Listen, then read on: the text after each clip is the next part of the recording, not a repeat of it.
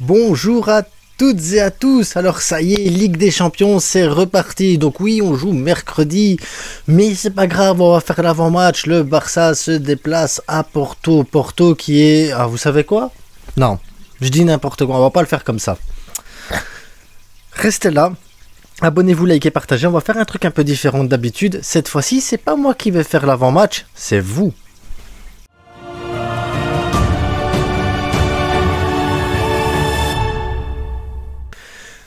Ouais, je sais, c'est surprenant comme ça, dit ainsi. Comment on va faire l'avant-match, nous, en étant derrière l'écran?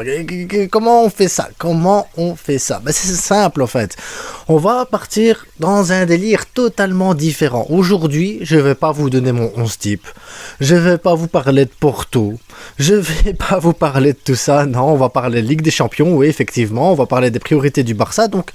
Le Barça qui se déplace à Porto doit minimum chercher le match nul. La victoire c'est obligatoire, mais minimum le match nul, en sachant qu'on a 2 fois le Shakhtar et qu'après on retombe sur Porto, donc on pourrait déjà se qualifier et être tranquille pour jouer Anvers en dernier match. Donc, je pourrais très bien commencer à vous dire on va jouer en 4-3-3, 3-4-3 et tout ça, mais j'ai pas envie, pas aujourd'hui, parce que c'est, comme je vous ai dit, c'est vous qui allez faire l'avant-match. C'est vous qui allez me donner la formation type, et attention, quand je dis formation type, j'aimerais que vous mettiez autre chose que ce que je vais mettre à l'écran là maintenant. Vous voyez ça ici à l'écran? Ah ben je veux autre chose comme formation. Donc ne mettez pas ce 11 là dans votre 11 type. Je ne le prendrai pas en compte. Je ne le tiens pas en compte. Non.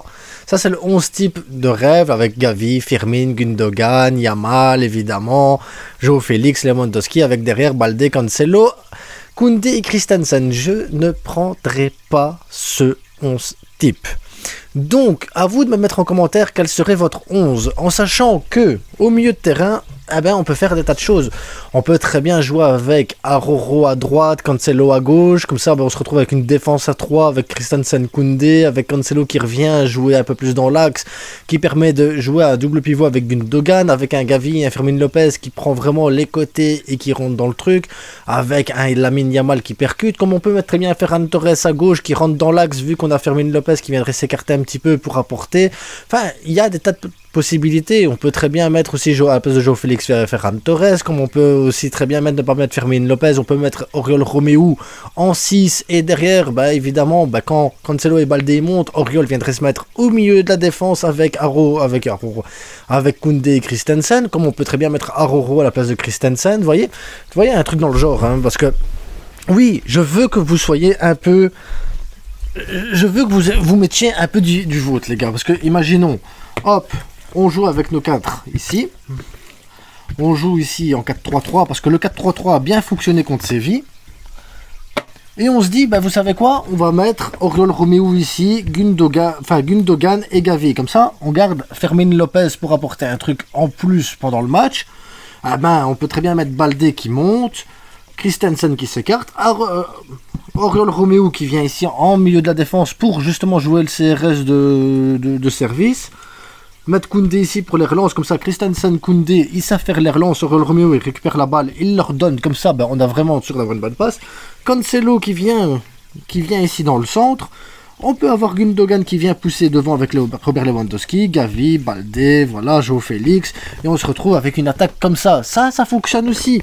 Comme on peut ne pas mettre Oriol Romeu, on met Gundogan comme vous ici, Fermin Lopez, Balde, et on peut ne pas mettre Balde, on peut mettre Cancelo ici, Aroro ici, et hop, on joue avec une défense à 3, Cancelo qui vient aider João Félix ici, on a Gavi qui vient couvrir ici en double pivot directement, et on peut avoir Gundogan ou Fermin Lopez. Vous voyez, il y a moyen de faire des tas de choses en fait avec le Barça, on a des tas de profils différents, et on peut apporter des tas de choses différentes.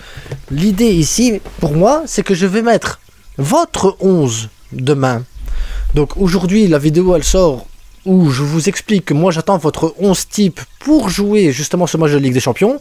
J'attends de voir aussi votre analyse de Porto. Je vais faire la mienne de toute façon, hein, vous inquiétez pas, hein, voir comment Porto il joue, le nombre de blessés et tout ça. Je vais faire mon truc à moi quand même de toute manière. Mais demain je sors une vidéo spéciale où c'est votre 11 type, c'est votre tactique à vous, c'est votre analyse de Porto, c'est comment vous voyez les choses. Est-ce que vous voyez plus un jeu offensif, un jeu un peu défensif, un jeu mix comme ça avec une sécurité avec Auriol, 4 milieux, 3 défenseurs, 4 défenseurs, est-ce que vous voulez 2 attaquants, est-ce que vous voulez Lamine Yamal directement, ou est-ce que vous vous dites non, Lamine Yamal c'est mieux de le faire rentrer après pour qu'il percute et qu'il apporte un plus parce qu'on veut faire Anne Torres, enfin je sais bien hein, que vous voulez pas faire Anne, mais bon, peu importe.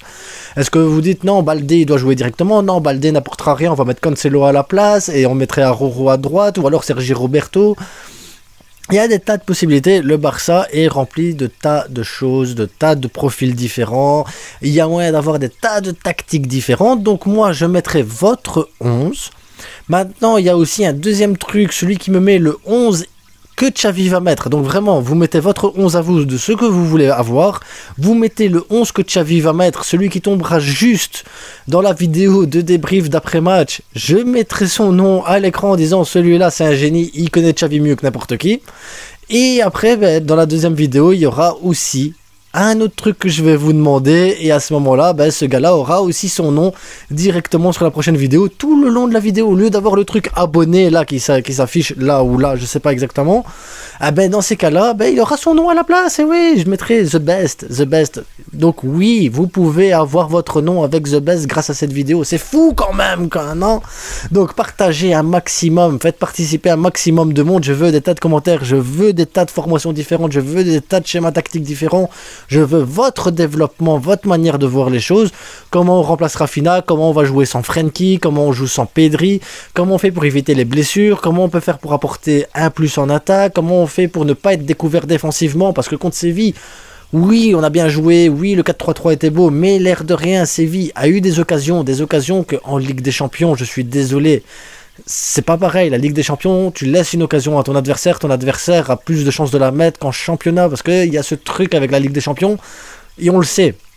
Nous, Catalans, on le sait, ça fait 2 saisons qu'on passe pas les phases de poule, donc on ne doit rien laisser comme miette aux attaquants adverses, on doit absolument bloquer leur truc, et ben, je compte sur vous les gars pour réfléchir à ça, éviter de se faire ouvrir en deux en défense, parce que bah oui, 2 défenseurs centraux, c'est peut-être limite quand tu joues la Ligue des Champions. Est-ce qu'on peut apporter suffisamment en attaque? Mais alors, dans ces cas-là, est-ce qu'on met un double pivot? Est-ce qu'on met un simple 6? Est-ce que derrière, on doit mettre un joueur un peu libre en numéro 10 qui circule dans tous les sens? Par exemple, on pourrait mettre Gavi qui circule dans tous les sens, comme on pourrait mettre Gavi en double pivot avec Gundogan, mais alors qui on met en 10? Est-ce qu'à ce moment-là, on fait redescendre Joao Félix pour mettre Robert Lewandowski avec un autre attaquant? Dans ces cas-là, moi, je préconise Ferran. Maintenant, si on joue 4-3-3, je préférerais qu'on mette Yamal avec Joao Félix, parce que les deux apporteront plus sur les côtés, et tu peux avoir un Gavi, un Fermin Lopez qui rentre dans le demi-espace. Comme on peut très bien... Je sais pas, les gars, je sais pas. Là, moi, je vous donne des indices, je vous donne des pistes de comment peut-être voir les choses, de comment analyser le truc. Dites-moi votre 11 idéal, mettez-moi le 11 de Xavi, donc le 11 que Xavi va mettre en place. Et je vous dis, celui qui tombe juste sur le 11 de Xavi aura son nom en dessous. Si vous mettez votre 11 idéal et que derrière, ben, j'arrive à voir qu'il y a des répétitions de joueurs qui reviennent le plus souvent, dans ces cas-là, ce sera ce 11-là, ce 11 type que je vais essayer de défendre demain. Donc demain, je ferai Enfin, demain, je sortirai la vidéo où je vous expliquerai votre 11 à vous. Je ne mettrai pas mon 11 à moi, je mettrai votre 11 à vous et j'essaierai d'expliquer pourquoi avec votre 11 à vous, on peut gagner contre Porto. Donc n'hésitez pas à mettre aussi la tactique, le schéma. C'est pas que je veux pas travailler. Au contraire, je pense que c'est plus de boulot de commencer à analyser tous vos commentaires, toutes vos analyses et tout ça, essayer de comprendre ce que vous voulez et tout ça, que de moi faire mon avant-match tranquille. Parce que voilà, si je fais mon avant-match à moi tranquille, j'ai mon idée déjà, je sais déjà comment je vais attaquer le truc. Porto, j'ai déjà analysé un peu l'équipe, donc je sais comment ils jouent et tout. Moi, je suis prêt pour mon 11, mais on va la jouer différemment. Cette fois-ci, c'est vous qui allez bosser un petit peu, et je compte énormément sur vous, parce que s'il n'y a pas beaucoup de commentaires, pas beaucoup de trucs, ben je ne saurais pas sortir la vidéo d'avant-match. Donc les gars, c'est à vous de jouer, et n'oubliez pas, c'est que du foot, alors amusez-vous dans les commentaires, faites-vous plaisir, kiffez votre vie les gars, kiffez votre vie, parce que c'est votre vidéo à vous. En attendant, abonnez-vous, likez et partagez un maximum les gars, c'est hyper important. On se retrouve demain pour votre 11 type. Ciao!